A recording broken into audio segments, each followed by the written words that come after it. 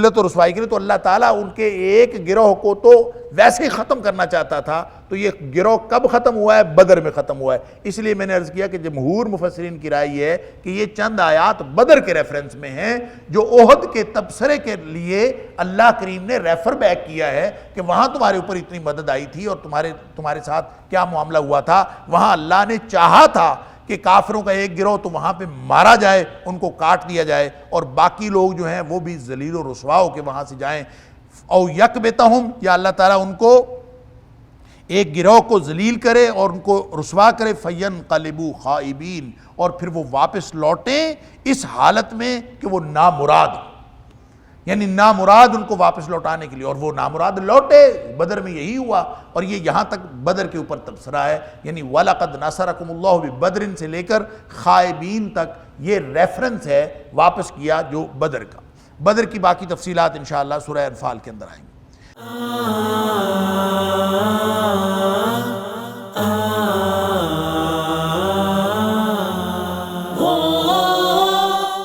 لَيْسَ لَكَ مِنَ الْأَمْرِ شَيْءٌ، معاملے پر تیرا کوئی اختیار نہیں ہے. او یتوب علیہم، اللہ ان کی توبہ قبول کرے.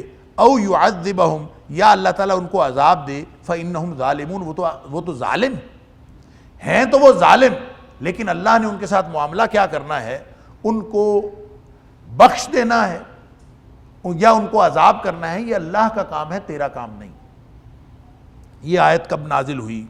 بخاری شریف کے اندر دو روایات کہ یہ اس آیت کا شان نزول کیا.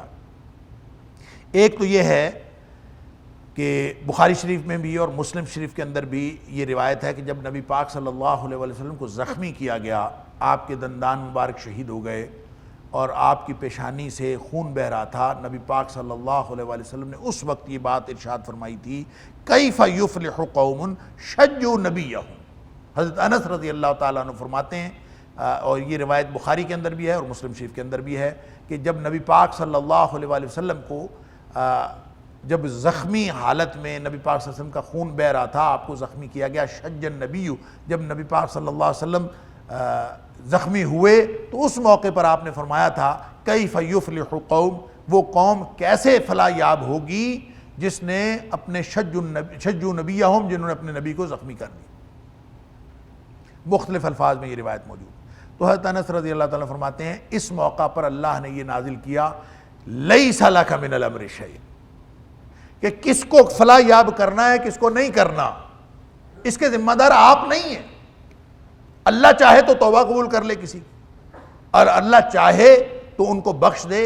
ان کو تباہ و برباد کرنا ہے کہ نہیں کرنا آپ کا کوئی اختیار نہیں. اللہ اکبر.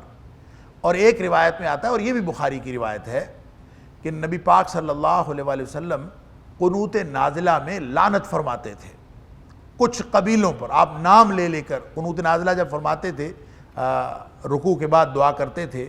فرض نمازوں میں بھی آپ بعض اوقات قنوت فرماتے تھے. تو قنوت نازلہ میں جب کوئی خطرہ ہو، نبی پاک صلی اللہ علیہ وسلم نے جو طریقہ بتایا ہے اس کے مطابق جب امت کو کوئی خطرہ ہو اجتماعی طور پر، تو نمازوں میں فرض جو خاص طور پہ جاہری نمازیں ہیں ان میں آخری رکعت میں رکوع کے بعد قنوت نازلہ کیا جانا چاہیے.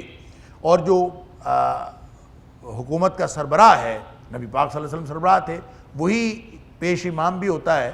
تو نبی پاک صلی اللہ علیہ وسلم اس میں قنوت نازلہ فرماتے تھے، اور قنوت نازلہ کی بعض مخصوص دعائیں بھی نبی پاک صلی اللہ علیہ وسلم نے ہمیں تعلیم فرمائی. ان دعاؤں کا ایک حصہ تھا کہ نبی کریم صلی اللہ علیہ وسلم ان قبائل کو جو مسلمانوں کی دشمنی میں سب سے زیادہ پیش تھے، نبی پاک صلی اللہ علیہ وسلم ان کے لیے لعنت فرماتے تھے. اور آپ باقاعدہ احادیث کے اندر آتا ہے اور بخاری کے اندر بھی موجود ہے کہ اللہم لعن فلاں، اللہم لعن فلانا، اللہ فلاں قبیلے کے اوپر لعنت کر، اللہ فلاں قبیلے کے اوپر لعنت فرما. اور نبی پاک صلی اللہ علیہ وسلم ان قبائل کے نام لیتے تھے، اور یہ وہ قبائل تھے جو مسلمانوں کے دشمن قبائل تھے. تو اصل میں یہ جو لیس لک من الامر شیء ہے، یہ اللہ تعالیٰ نے قنوت نازلہ میں لعنت کرنے سے منع فرما دیا کہ آپ کون ہوتے ہیں کسی قبیلے کے اوپر لعنت کر دیں کہ یہ ہمیشہ کے لیے ختم ہو جائے یا ہو جانا چاہیے. یعنی یہ وہی نبی کریم صلی اللہ علیہ وسلم ہے کہ جب آپ کو طائف میں بنو ثقیف نے آپ کے ساتھ بدسلوکی کی تھی تو اس وقت آپ کو آفر کیا گیا تھا کہ ان کو تباہ و برباد کر دیا جائے، اور جبریل آئے تھے، انہوں نے کہا تھا کہ میرے ساتھ جو ہے وہ ملک الجبال ہے، پہاڑوں کا فرشتہ میرے ساتھ ہے، آپ حکم فرمائیں اس بستی کو 2 پہاڑوں کے درمیان پیس کے رکھ دیں۔ تو نبی کریم صلی اللہ علیہ وسلم فرمایا تھا نہیں، مجھے امید ہے کہ ان کے جو پیچھے آنے والی اگلی نسلیں ہیں وہ ساری مسلمان ہو جائیں گی، اس لیے میں اس کو تباہ و برباد نہیں کرنا چاہتا اور نہ میں یہ دعا کرتا ہوں۔ لیکن یہاں گویا نبی پاک صلی اللہ علیہ وسلم اتنے غمزدہ تھے اور آپ اتنے تنگ تھے دشمنان اسلام سے کہ آپ نے ان کا ذکر کیا، تو وہی بات اللہ تعالیٰ نے نبی پاک صلی اللہ علیہ وسلم کو یاد کروا دی کہ آپ کا کردار اصل میں یہ ہے، لیس لک من الامر شیء، کسی کو تباہ کرنا ہے، کسی کو باقی رکھنا ہے، کسی کی توبہ قبول کرنی ہے، اللہ کا کام ہے، آپ کا کام نہیں۔ لہٰذا وہ عربی کا ایک مقولہ ہے جس کا معنی یہ ہے کہ بندہ بندہ ہی رہتا ہے جتنا مرضی اونچی شان والا ہو جائے، اور رب رب بھی رہتا ہے جتنا مرضی اپنے بندے سے پیار کرے۔ لہٰذا اللہ نے نبی پاک صلی اللہ علیہ وسلم کی اس کو پالیسی میٹر قرار دے دیا کہ کوئی ضرورت نہیں ہے آپ کو دوسروں کے معاملات میں یہ ڈکٹیٹ کرنے کی اللہ کو کہ یہ کریں اور یہ نہ کریں، لیس لک من الامر شیء، آپ نے کوئی کام نہیں کرنا، اللہ چاہتا ہے۔ تو صحابی کہتے ہیں اور مفسرین نے لکھا ہے کہ جن قبائل کے اوپر نبی پاک صلی اللہ علیہ وسلم نام لے لے کر لعنت فرماتے تھے، جو دشمن قبائل تھے، اور اللہ کریم نے نبی پاک صلی اللہ علیہ وسلم کو پر جب یہ آیت نازل فرمائی تو اس کے بعد نبی پاک صلی اللہ علیہ وسلم ان کے اوپر لعنت کرنا بند کر دیا۔ تو مفسرین نے لکھا ہے اور شارحین نے لکھا ہے، سیرت نگاروں نے لکھا ہے کہ وہ سارے کے سارے قبیلے مسلمان ہو گئے، ان میں سے ایک بھی قبیلہ ایسا نہیں بچا جو بعد میں مسلمان نہ ہوا۔ گویا اللہ تعالیٰ نے اپنی حکمت کے تحت، تو اللہ تعالیٰ فرماتے ہیں او یتوب علیہم، اللہ قبول کرے ان کی توبہ، او یعذبہم، یا ان کو عذاب کرے، فإنہم ظالمون، ہیں تو وہ ظالم، ظالموں کو بھی اللہ تعالیٰ توبہ کی توفیق دے دیتا ہے۔ لہٰذا نبی پاک صلی اللہ علیہ وسلم کو اس بات سے منع فرما دیا گیا۔ وَلِلَّهِ مَا فِي السَّمَاوَاتِ وَمَا فِي الْأَرْضِ، قانون کی اور پالیسی میٹر کی باتیں بتائی جا رہی ہیں، اصول اور ضابطے کی باتیں۔ وَلِلَّهِ مَا فِي السَّمَاوَاتِ وَمَا فِي الْأَرْضِ، اللہ کی ملکیت تو زمین و آسمان میں ہے، زمین و آسمان میں جو کچھ ہے سب اللہ کا ہے، وَلِلَّهِ، سب اللہ کا ہے، ما فی السماوات، جو کچھ آسمانوں میں ہے، وما فی الارض، جو کچھ زمینوں میں ہے، یغفر لمن یشاء، جس کو چاہتا ہے وہ معاف کر دیتا ہے، جس کو چاہے گا وہ معاف کر دے گا، دونوں معنی ہیں، کیونکہ یغفر مضارع ہے، یعذب مضارع ہے، مضارع میں عربی میں جو مضارع کا فعل آتا ہے اس میں مستقبل کا معنی بھی ہوتا ہے اور حال کا معنی بھی ہوتا ہے۔ اللہ جس کو چاہے گا معاف کر دے گا یا معاف کر دیتا ہے، وَيُعَذِّبُ مَن يَشَاءُ، جس کو چاہتا ہے عذاب کرتا ہے یا عذاب کرے گا۔ واللہ غفور الرحیم، اور اللہ تعالیٰ بہت بخشنے والا اور ہمیشہ رحم کرنے والا ہے۔ یا ایھا الذین آمنوا لا تأکلوا الربا اضعافا مضاعفا،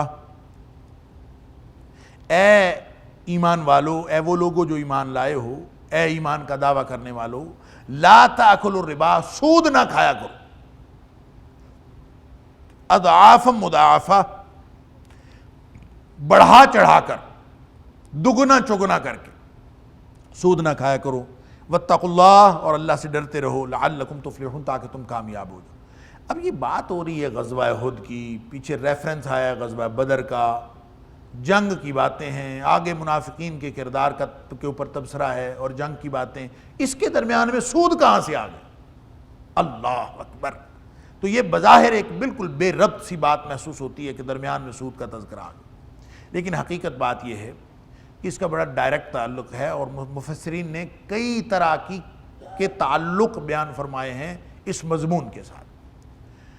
اس میں سب سے پہلی بات تو یہ ہے کہ اوپر اللہ تعالیٰ نے جو 2 خصوصیات جس کے ذریعے سے اللہ تعالیٰ کی مدد آتی ہے، جو بنیادی خصوصیات، وہ ہیں صبر اور تقوی، کہ ان تصبروا وتتقوا، یہ اللہ تعالیٰ نے جہاں کہیں بھی ان 2 خصوصیات کا ذکر فرمایا ہے، پہلے بھی پیچھے بھی ہم پڑھ چکے ہیں، وَإِن تَصْبِرُوا وَتَتَّقُوا لَا يَضُرُّكُمْ كَيْدُهُمْ شَيْئًا، کہ اگر تم صبر اور تقوی اختیار کرو گے، صبر کا معنی ڈٹے رہنا، اور تقوی کے معنی ہے کہ ہر معاملے میں اللہ کی رضامندی حاصل کرنے کی کوشش اور اللہ کی ناراضگی سے بچنے کی کوشش، اگر یہ تم کرو گے تو وہ تمہیں کچھ بھی نقصان نہیں کر سکتے۔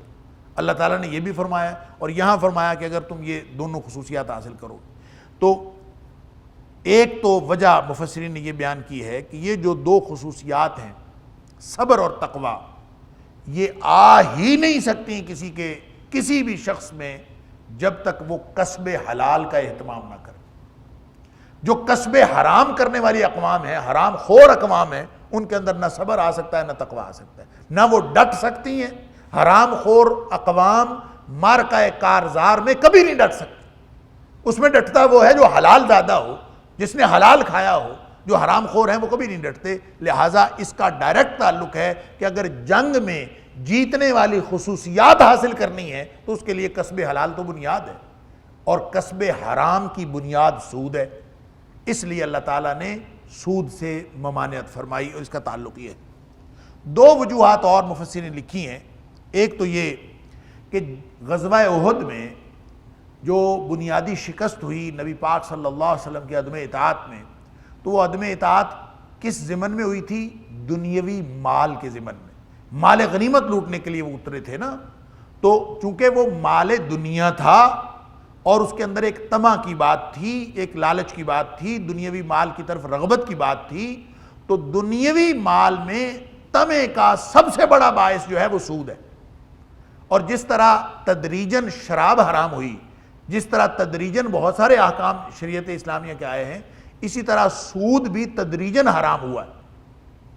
کہتے ہیں ایک ہوتا ہے انٹرسٹ اور ایک ہوتا ہے یوجری. یعنی انٹرسٹ بھی سود ہوتا ہے، انگریزی میں کہتے ہیں انٹرسٹ، اور یوجری بھی سود ہوتا ہے. انٹرسٹ ہوتا ہے عام سادہ سود، اور جو یوجری ہوتا ہے یہ سود ہوتا ہے تجارتی سود. تو جو سادہ سود ہے اللہ تعالیٰ نے منع فرما دیا، اور اس کی تفصیل اللہ کریم نے بیان فرما دی سورہ بقرہ کے اندر کہ سود جو ہے وہ حرام ہے، اور ہر طرح کی جو بھی کوئی شخص سود پہ سے باز نہیں آتا تو یہ اللہ اور اس کے رسول صلی اللہ علیہ وسلم کے خلاف جنگ کرنے کے مترادف. یہاں پہ جو سود جس کی ممانعت کی جا رہی ہے، لا تاکلوا الربا اضعافا مضاعفا، اس سے مراد تجارتی سود ہے. بڑھا چڑھا کر سود نہ کھاؤ. اور یہ سود وہ ہے جو جس کو کہتے ہیں سود مرکب. سود دو قسم کا ہوتا ہے، ایک سود مفرد اور ایک سود مرکب. سود مفرد تو یہ ہے کہ آپ نے کسی کیپٹل کے اوپر وہ قرض تھا اور اس کے اوپر آپ نے سود لگا دیا 5%، 10%، 2%، 3%، جتنے پرسنٹ بھی لگایا وہ سود لگتا رہے گا، تو وہ پرسنٹیج اس کے ساتھ بڑھتی رہے گی. یہ تو سادہ سود ہے. لیکن اگر کوئی شخص جو سود در سود لگائے، مثلا آپ نے سود طے کیا کیپٹل کے اوپر 10%، تو 1 لاکھ کے اوپر 10,000 روپے سود ہوگا. تو اگلے سال اگر سود ادا نہیں کیا تو وہ پھر اگلے سال جو سود لگے گا وہ 10% 1,10,000 پہ لگے گا. وہ 1 لاکھ پہ 10% اور نہیں بڑھے گا، یعنی 1,20,000 نہیں ہوگا بلکہ 1,21,000 ہوگا، کیونکہ وہ 10,000 کا بھی 10% لگے گا. یوں ہر سال جو ہے وہ سود کے اوپر سود در سود، یعنی سود کو بھی اصل مال میں شامل کر لیا جاتا اور اس طرح سے اس کو بڑھایا جاتا. تو یہ یہودی جو تھے خاص طور پر وہاں پہ ساہوکار مدینے کے اندر، وہ تجارتی سود اسی طرح سے لگاتے تھے اضعاف مضاعفہ، کہ وہ بڑھتا چڑھتا رہتا تھا، اور ایک وقت آتا تھا کہ اصل قیمت سے بھی سود بڑھ جاتا تھا. یعنی اصل جو کیپٹل ہے وہ کم رہ جاتا تھا، سود بڑھ جاتا تھا، کیونکہ ہر وقت جو ہے وہ اس میں بڑھتے رہنا ہے. اگر مہینے کا حساب ہے تو ہر مہینے بڑھتا رہنا ہے، اگر سال کا حساب ہے تو ہر سال بڑھتا رہنا ہے. تو بعین ہی آج کل بھی آپ دیکھیں یہ لوگ جو ہیں وہ بینکوں سے جو قرضہ لے لیتے ہیں اور بینکوں سے جو گاڑیاں لے لیتے ہیں اور مختلف چیزیں لے لیتے ہیں، اور میں نے کئی دوستوں سے سنا ہے کہ اصل زر واپس کر چکے ہیں لیکن اب صرف سود ہے، اور وہ بھی اصل زر سے بھی زیادہ ہے، اور وہ ابھی کھڑا ہوتا ہے اور سال ہر سال تک وہ دیتے رہتے ہیں. تو یہی تو وہ تجارتی سود تھا جس کی ممانعت کی ہے کہ جب اصل زر سے بھی وہ بڑھ جاتا ہے اور لوگوں کے اوپر اس طرح سی دقت بنتا ہے تو اس سے منع کیا جا رہا ہے. اور اس کا تعلق اس کے ساتھ تھا کہ دنیاوی مال کا لالچ تھا اور نبی پاک صلی اللہ علیہ وسلم کی نافرمانی تھی جس نے مسلمانوں کو شکست دوچار کیا. لہٰذا مسلمانوں کو یہ کہا جا رہا ہے کہ تم دنیاوی لالچ سے بچو، واتقوا اللہ لعلکم تفلحون، اور اللہ سے ڈرو، نبی پاک صلی اللہ علیہ وسلم کی اطاعت میں آ جاؤ، پھر تمہیں کامیابی ملے گی. تو گویا وہ ڈسپلن قائم کیا جا رہا ہے جس کے ذریعے سے کامیابی کی خصوصیات اہل ایمان میں پیدا ہوتی ہیں. ایک اور وجہ، اسی وجہ کو بیان کرنے کا ایک اور انداز ہے کہ اصل میں جو مسلمان تھے خاص طور پہ انصاری، وہاں مدینے کے رہنے والے، ان کے پرانے تعلقات تھے یہودیوں کے ساتھ، اور ان کے ساتھ جو لین دین تھا وہ سارا کا سارا سودی تھا. تو سود کی بنیاد پر لین دین بعد میں بھی جاری رہا، غزوہ احد کے بعد تک جاری تھا۔ تو غزوہ احد میں جو مسلمانوں کو نقصان ہوا ہے اور مسلمانوں کو غزوہ احد میں جو نقصان اٹھانا پڑا ہے، اس میں منافقین یہود نے بھی کردار ادا کیا تھا۔ جو یہودی تھے اور وہ بظاہر مسلمانوں کے معاہد تھے، حقیقت میں ان کی مدد کر رہے تھے، تو ان کا بھی اس میں کردار تھا مسلمانوں کی شکست میں۔ تو غزوہ احد کے بعد نبی اکرم صلی اللہ علیہ وسلم کے ان تمام ساتھیوں کو قطعی ممانعت کر دی گئی ہے کہ کسی بھی قسم کا لین دین یہودیوں کے ساتھ تمہارا نہ رہے۔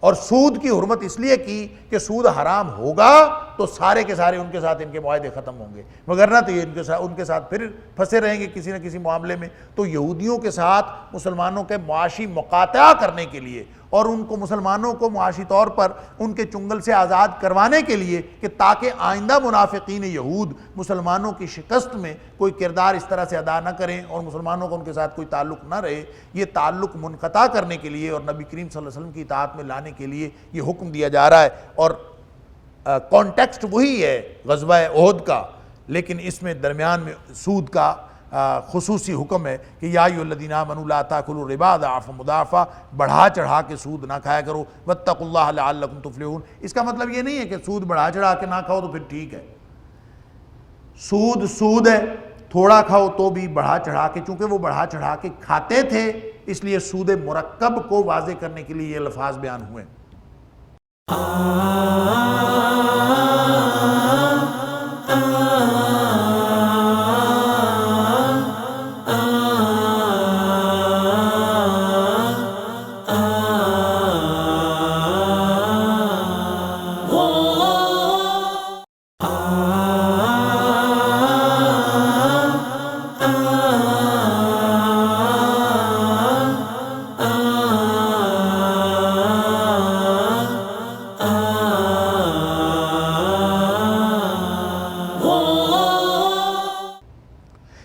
واتقوا النار التي اعدت للکافرین، اللہ اکبر، واتقوا النار التي، اور بچ جاؤ اس آگ سے، التي اعدت للکافرین، جو تیار کی گئی ہے کافروں کے لیے۔ اللہ اکبر۔ مفسرین نے لکھا ہے، علامہ قرطبی، علامہ ابن جریر وغیرہ لکھتے ہیں کہ دیکھیں اللہ تعالیٰ نے سود کی حرمت کے ساتھ ہی ارشاد فرمایا ہے واتقوا اللہ لعلکم تفلحون، ڈر جاؤ اللہ سے، اللہ کا تقوی اختیار کرو تاکہ تم کامیاب ہو جاؤ۔ واتقوا النار التي اعدت للکافرین، اس آگ سے بچ جاؤ جو اللہ نے کافروں کے لیے تیار کی ہے۔ تو اس کا مطلب ہے جس سود سے ممانعت کی جا رہی ہے، جو شخص یہ سود کھانا نہیں چھوڑتا وہ صریحاً کافر ہے، اعدت للکافرین، اور اس کا ٹھکانہ جہنم ہے۔ اور یہ اللہ تعالیٰ نے وضاحت فرما دی ہے کہ جو شخص یہ سود نہیں چھوڑتا وہ پھر واتقوا النار التي، ساتھ حکم ہے یا ایھا الذین آمنوا لا تاکلوا الربا، سود نہیں کھانا، اور ساتھ فرمایا واتقوا النار، آگ سے بچ جاؤ۔ تو اس کا مطلب ہے سود سے بچنا، آگ سے بچنا، اور سود سے نہ بچنا آگ کا مستحق بننا ہے۔ اور پھر فرمایا اعدت للکافرین، وہ آگ تو کافروں کے لیے تیار کی گئی ہے، تو گویا جو سود سے باز نہیں آتا وہ بھی انہی کا ساتھی ہے۔ یہ آیت اپنے کانٹیکسٹ کے اعتبار سے یہ بتا رہی ہے۔ اللہ اکبر۔ وَأَطِيعُوا اللَّهَ وَالرَّسُولَ لَعَلَّكُمْ تُرْحَمُونَ۔ اب بات آ گئی وہ جو اصل عدم اطاعت کی وجہ سے جو کچھ ہوا۔ حضرت عبداللہ بن جبیر رضی اللہ تعالیٰ عنہ کہتے رہے کہ نبی پاک صلی اللہ علیہ وسلم نے فرمایا تھا کہ یہاں سے نہیں اٹھنا، وہ تیر اندازوں کا 50 تیر اندازوں کا دستہ وہاں سے نہ اٹھے۔ اللہ کے رسول صلی اللہ علیہ وسلم کی اطاعت نہ کی تو تھپڑ پڑ گیا اللہ کی طرف سے۔ اللہ اکبر۔ فرمایا کہ جب تم یہ معاشی طور پر اپنی جو کسی کے اوپر بھی ڈیپینڈنس ہے، اپنا جو انحصار ہے وہ ختم کرو، اور حرام خوری سے بچ جاؤ، ہر طرح کے جو حرام معاملات ہیں ان سے بچ جاؤ، یہودیوں کے ساتھ اپنا قطع تعلق کر لو، دنیاوی مال اور دنیاوی طمع سے بچ کر اللہ اور اس کے رسول کی اطاعت میں آ جاؤ گے، لعلکم ترحمون، تمہارے اوپر رحم کر دیا جائے گا۔ سادہ سی بات۔ فرمایا وَأَطِيعُوا اللَّهَ، اور اللہ کی اطاعت کرو، والرسول، اور رسول کی اطاعت کرو، لعلکم ترحمون، تاکہ تمہارے اوپر رحم کیا جا سکے۔ یہاں پہ مفسرین نے یہ بھی لکھا ہے کہ کوئی شخص اگر اللہ اور اس کے رسول صلی اللہ علیہ وسلم کی اطاعت میں آنا چاہے تو اس کے اگر پیٹ میں لقمہ حرام جا رہا ہے تو وہ کبھی بھی اطاعت میں نہیں آ سکتا۔ تو اطاعت میں سب سے بڑی رکاوٹ کسب حرام ہے، لہٰذا کسب حرام سے بچنا ہے، کسب حلال اختیار کرنا ہے، تو اطاعت آئے گی، اطاعت آئے گی تو اللہ کی رحمت آئے گی، لعلکم ترحمون، تاکہ تمہارے اوپر رحم کیا جائے۔ وَسَارِعُوا إِلَىٰ مَغْفِرَةٍ مِّن رَّبِّكُمْ وَجَنَّةٍ عَرْضُهَا السَّمَاوَاتُ وَالْأَرْضُ، اور جلدی کرو، دوڑو، اِلَىٰ مَغْفِرَةٍ مِّن رَّبِّكُمْ، اپنے رب کی طرف سے مغفرت کی طرف، وَجَنَّةٍ، اور جنت کی طرف دوڑو، عَرْضُهَا السَّمَاوَاتُ وَالْأَرْضُ، جس کی چوڑائی زمین و آسمان کے برابر ہے۔ اللہ، زمین و آسمان جنت کی چوڑائی ہیں۔ اعدت للمتقین، وہاں فرمایا تھا اعدت للکافرین، کافروں کے لیے جہنم، متقین کے لیے جنت۔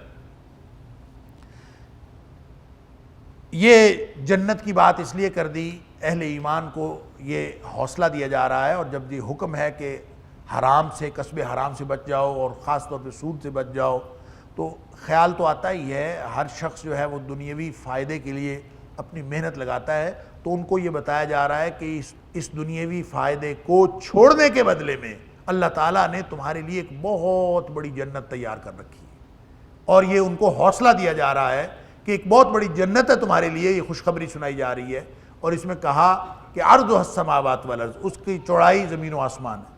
بعض روایات میں آتا ہے کہ صحابہ کرام پوچھتے تھے نبی کریم صلی اللہ علیہ وسلم سے کہ اگر زمین و آسمان جنت کی چوڑائی ہے تو سوال ہی پیدا ہوتا ہے کہ پھر اس کی لمبائی کیا ہے؟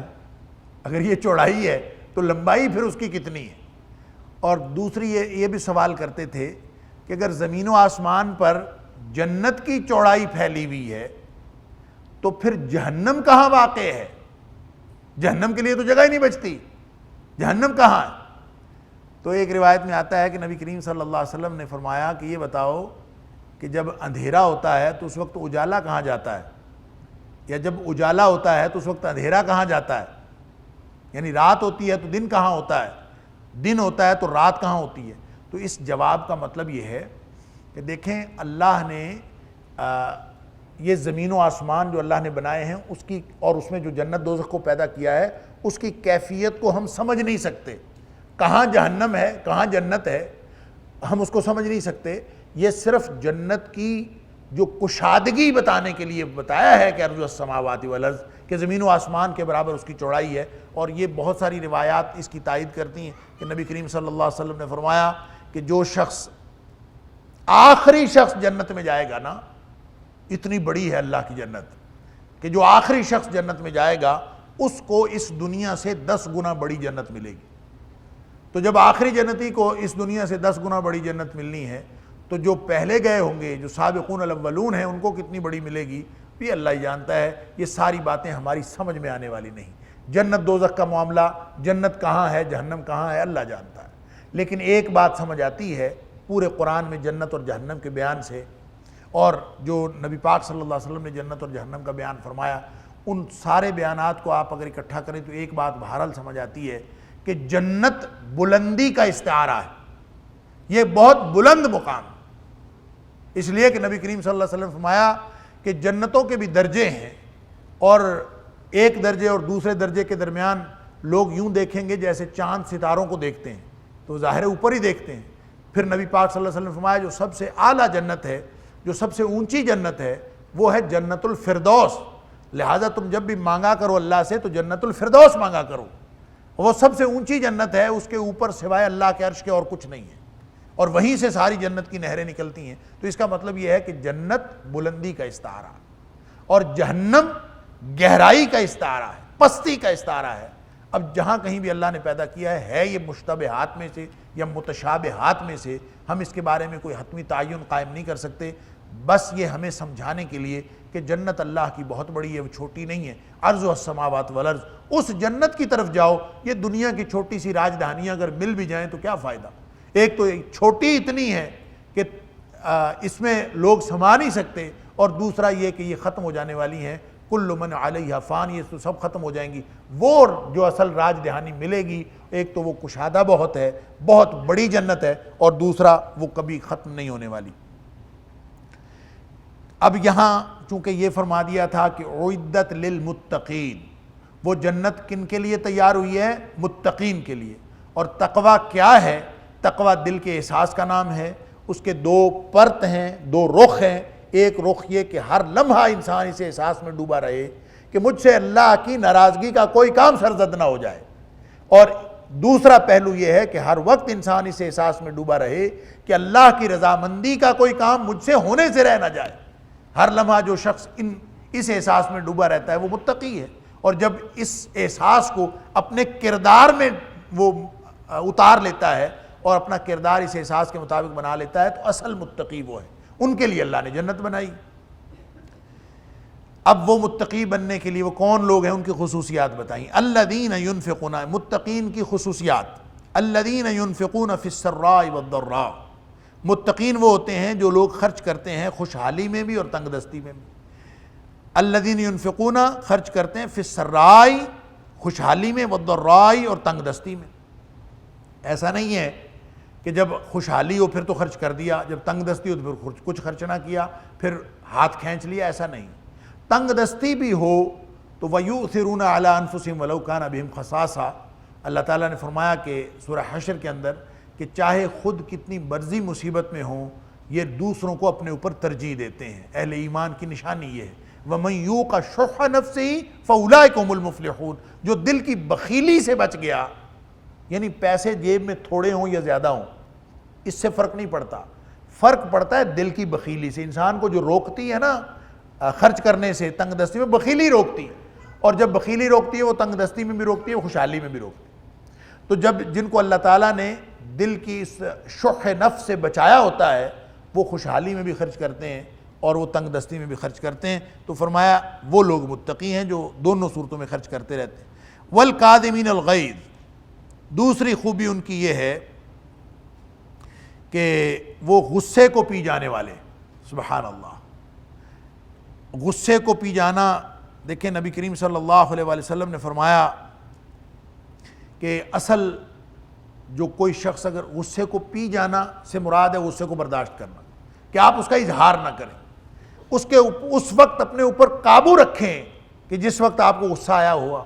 نبی کریم صلی اللہ علیہ وسلم نے فرمایا تھا لیس الشدید بالسرعہ، کہ وہ شخص جو پہلوان اکھاڑے میں اپنے دشمن کو پچھاڑ دیتا ہے وہ اصل پہلوان نہیں، اصل طاقتور وہ ہے الذی یملک نفسہ عند الغضب، جو غصے کی حالت میں اپنے نفس پر قابو رکھے، اصل طاقتور تو وہ ہے۔ تو کاظمین الغیظ جو ہوتے ہیں، جو غصے کو پی جانے والے ہیں، نبی کریم صلی اللہ علیہ وسلم نے فرمایا کسی شخص نے اتنا افضل، اتنا اچھا گھونٹ نہیں کبھی پیا۔ ما تجرع عبد جرعۃ افضل عند اللہ عز وجل من جرعۃ غیظ یقدمها، کہ کوئی شخص اتنا افضل اللہ کے نزدیک کوئی گھونٹ نہیں ہے پینے والا جتنا افضل غصے کا گھونٹ ہے جب کوئی شخص پی جاتا، تو اللہ کو یہ بہت پسند ہے۔ اور فرمایا پی کیوں جاتا ہے؟ ابتغاء وجہ اللہ، اللہ کی رضامندی کے لیے۔ غصہ آتا ہے لیکن وہ صبر کرتا ہے، وہ اپنے آپ کو روک لیتا ہے کہ نہیں، اللہ کی رضامندی کے لیے میں نے اپنے غصے پر عمل درآمد نہیں کرنا۔ اور وہ روایت بھی آپ کو معلوم ہوگی کہ نبی کریم صلی اللہ علیہ وسلم کے پاس ایک شخص آیا، کہتا ہے اللہ کے رسول صلی اللہ علیہ وسلم مجھے بس ایک ہی بات بتا دیں، مجھے زیادہ باتیں یاد نہیں رہتی، مجھے ایک بات بتا دیں میں اس پر عمل کر لوں اور اللہ تعالیٰ اس کے ذریعے سے مجھے جنت دے دے۔ نبی کریم صلی اللہ علیہ وسلم نے اس کو فرمایا لا تغضب، غصہ نہ کیا کر۔ پھر پوچھتا ہے اللہ کے رسول صلی اللہ علیہ وسلم کوئی اور بات بتا دے، فرمایا لا تغضب، بار بار فردد مرارن، بار بار اس نے پوچھا نبی کریم صلی اللہ علیہ وسلم سے، آپ نے ہر دفعہ یہی جواب دیا لا تغضب۔ اس کا مطلب ہے وہ بندہ بہت غصہ کرنے والا ہوگا۔ نبی کریم صلی اللہ علیہ وسلم چونکہ ماہر نفسیات بھی تھے، آپ مخاطب کی نفسیات کے مطابق جواب دیتے تھے، لہٰذا بہت ساری جگہیں ایسی ہیں کہ نبی کریم صلی اللہ علیہ وسلم سے ایک ہی سوال ہوا، آپ کا جواب مختلف ہوا، یعنی کسی ایک نے سوال کیا آپ نے اس کو جواب اور دیا، کسی دوسرے نے سوال کیا آپ نے اس کو جواب اور دیا۔ اس کی وجہ اس مخاطب کی اپنی کیفیت تھی، اور اس کی نفسیات کو سامنے رکھتے ہوئے نبی پاک صلی اللہ علیہ وسلم جس چیز میں اس کی کمزوری دیکھی، جس چیز میں اس کا شوق دیکھا، نبی کریم صلی اللہ علیہ وسلم نے اس کے حوالے سے اس کا جواب عطا فرمایا۔ تو غصے کو پی جانا یہ بھی متقین کی نشانی ہے۔ والعافین عن الناس، اور ایک نشانی ان کی یہ ہے کہ لوگوں کو معاف کر دیتے ہیں۔ سبحان اللہ، اور معاف کرنے سے دیکھیں کوئی آدمی کسی کو معاف نہ کرنا چاہے نا تو بدلہ لینا چاہے کوئی شخص تو بدلہ لینے کی اجازت ہے شریعت اسلامیہ. بلکہ نبی کریم صلی اللہ علیہ وسلم نے فرمایا المستبان ما قال فعل البادی ما لم يعتد المظلوم. اگر دو لوگ آپس میں تلخ کلامی کر رہے ہوں, آپس میں ایک دوسرے سے کے خلاف ترش باتیں کر رہے ہوں, یا یوں کہہ لیجئے گالیاں دے رہے ہوں, مستبان فرمایا ما قالا, وہ جو کچھ بھی کہیں وہ دونوں ظاہر غلط باتیں کہیں ایک دوسرے کو, فرمایا وہ جو کچھ بھی کہیں فعل البادی, وہ سارا گناہ جو ہے وہ شروع کرنے والے پر ہے. یعنی شروع کرنے والے نے اگر کوئی بات غلط کی دوسرے نے اس کے جواب میں کہی, پھر اس نے کی, پھر اس نے جواب میں. آخر انسان گوشت پوست کا انسان ہے, احساسات اور جذبات کا انسان ہے. یہ کیسے ہو سکتا ہے کہ لکڑی اور لوہے کی طرح آدمی سن کے چپ کر جائے؟ کچھ نہ کچھ تو ہوتا ہے انسان. لہذا فرمایا کہ جو اس کا جواب دیتا ہے وہ اس کا سارا گناہ اس پر ہوتا ہے جس نے شروع کیا ہے. ما لم یعتد المظلوم, اور یہ اس وقت تک گناہ سارا اس پر رہتا ہے جب تک وہ جس کو جو دوسرا شخص ہے وہ زیادتی نہ کر لے. اگر اس نے زیادتی کر لی تو گناہ شفٹ ہو جائے گا اس کی طرف. لہذا بدلے کی گنجائش تو ہے اگر کوئی شخص بدلہ لینا چاہے, لیکن نبی کریم صلی اللہ علیہ وسلم نے فرمایا کہ اصل جو اللہ کے ہاں مقرب آدمی ہے وہ تو وہ ہے جو بدلہ لینے کی طاقت کے باوجود معاف کر دیتا. اصل عزت تو اس کی بڑھتی. تو ہم سمجھتے ہیں کہ شاید بدلہ نہیں لیں گے تو عزت نہیں بڑھے گی. نبی کریم صلی اللہ علیہ وسلم فرمایا ما زاد اللہ عبدا بعفو الا عزا, جو شخص معاف کر دیتا ہے نا کسی کو تو اللہ تعالیٰ ایک ہی چیز میں اضافہ کرتا ہے اور وہ ہے عزت. یعنی عزت ہی تو بڑھتی ہے. ہم سمجھتے ہیں معاف کر دیں گے تو ناک نہیں رہے گی, معاف کرنے سے ایک ہی چیز میں اضافہ ہوتا ہے اور وہ ہے عزت. تو فرمایا متقین جو ہیں ان کی ایک نشانی لوگوں کو معاف کر دینے والا, معافی, ہر وقت معافی.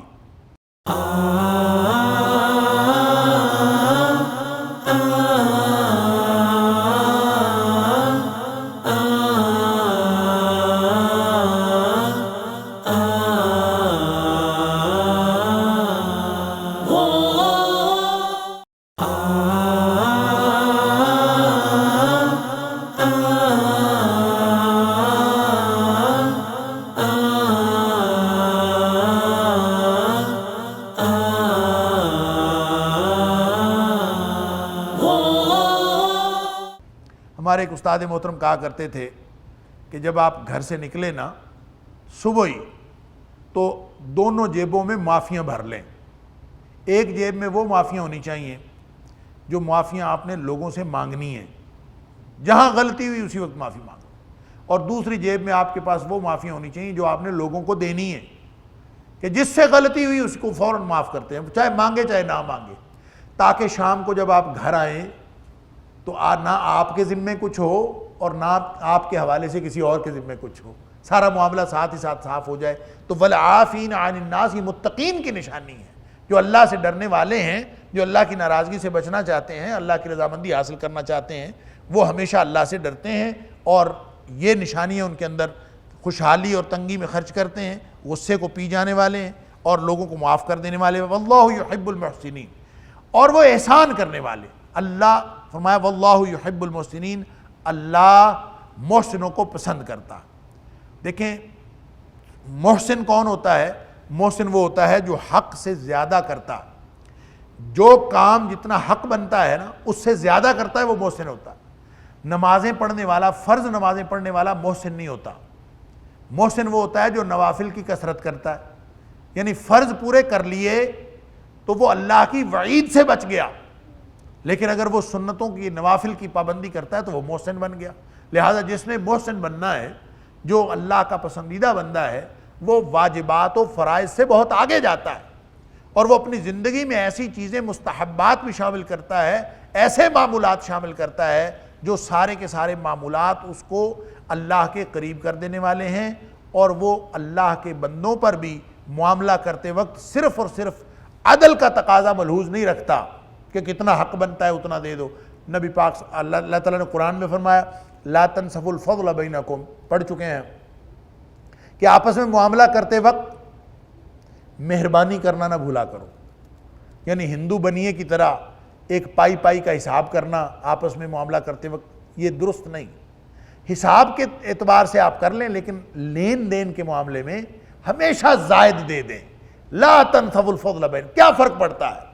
کوئی معاملہ کرتے وقت آپ کوئی آسانی پیدا کر دیں، لاکھوں کی چیز ہے 5-10 ہزار آپ اس میں سے چھوڑ دیں، اگلا بندہ اتنا خوش ہوتا ہے، ایسی خوشگواری پیدا ہوتی ہے، ایسی باہمی محبت پیدا ہوتی ہے۔ ذرا سا آپ اس کے ساتھ نیکی کرنے کی کوشش کریں، یا آپ کے ساتھ کوئی نیکی کرے، آپ دیکھیں آپ کے دل میں اس کے لیے کتنی قدر پیدا ہوتی ہے۔ تو یہ محسنین، واللہ یحب المحسنین، حقوق اللہ کے حوالے سے بھی ہمیشہ کوشش کریں کہ زائد کریں۔ اور وہ جو حدیث آپ نے سنی ہوگی کہ نبی کریم صلی اللہ علیہ وسلم نے فرمایا کہ دروازے جو ہے نا جنت کے 8 دروازے، اور ہر دروازے سے مختلف اعمال والوں کو بلایا جا رہا ہوگا، آ جاؤ بھئی، یہ نماز والے اس دروازے سے آ جائیں، روزے والے ریان سے آ جائیں، اور زکوٰۃ والے ادھر سے آ جائیں، حقوق اللہ والے ادھر سے آ جائیں، حقوق العباد والے ادھر سے آ جائیں، مختلف لوگوں کو بلایا۔ تو حضرت ابوبکر صدیق رضی اللہ تعالیٰ عنہ غالباً پوچھتے ہیں نبی پاک صلی اللہ علیہ وسلم سے کہ کوئی ایسا شخص بھی ہے جس کو سارے دروازوں سے بلایا جا رہا ہو؟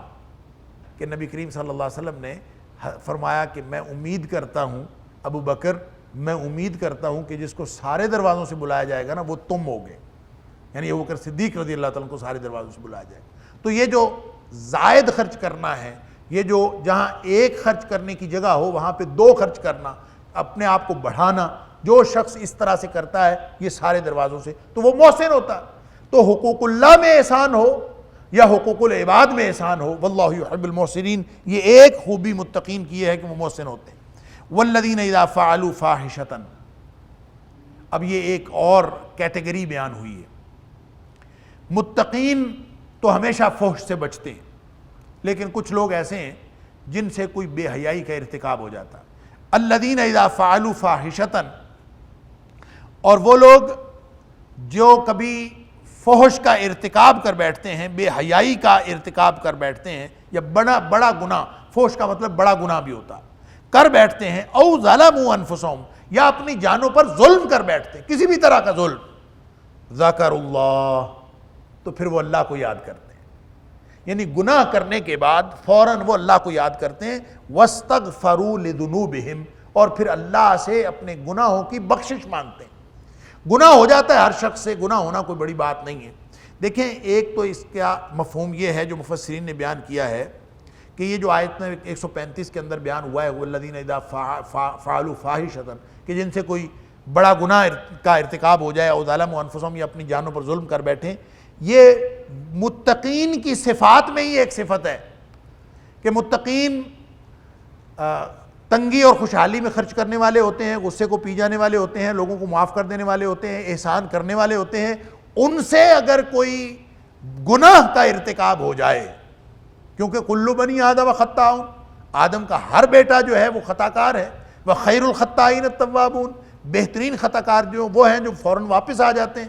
تو یہ جو ان سے مراد وہ متقین ہی ہیں کہ جن سے کبھی اگر کوئی گناہ سرزد ہو جائے تو وہ فوراً اللہ کو یاد کرتے ہیں، واستغفروا لذنوبہم، اور اپنے گناہوں کی بخشش مانگتے ہیں۔ یہ گویا انہی کی صفت ہے، یہ ایک تفسیر ہے اس کی۔ اور اس کی دوسری تفسیر یہ ہے کہ یہ دوسری کیٹیگری کے مسلمان ہیں۔ ایک کیٹیگری وہ ہے جو گناہ کے قریب بھی نہیں جاتے، بڑے گناہوں کے، چھوٹی چھوٹی خطائیں ان سے سرزد ہوتی ہیں، بڑے گناہ ان سے نہیں ہوتے، وہ متقین ہیں، انہوں نے اپنا کردار بنایا۔ البتہ دوسری کیٹیگری کے، دوسرے درجے کے مسلمان وہ ہیں جن کا ذکر یہاں کیا گیا ہے، یہ سیکنڈ کیٹیگری ہے، یہ وہ ہیں جن سے گناہ سرزد ہوتے ہیں، اور جب گناہ سرزد ہوتا ہے تو پھر وہ فوراً توبہ کرتے ہیں۔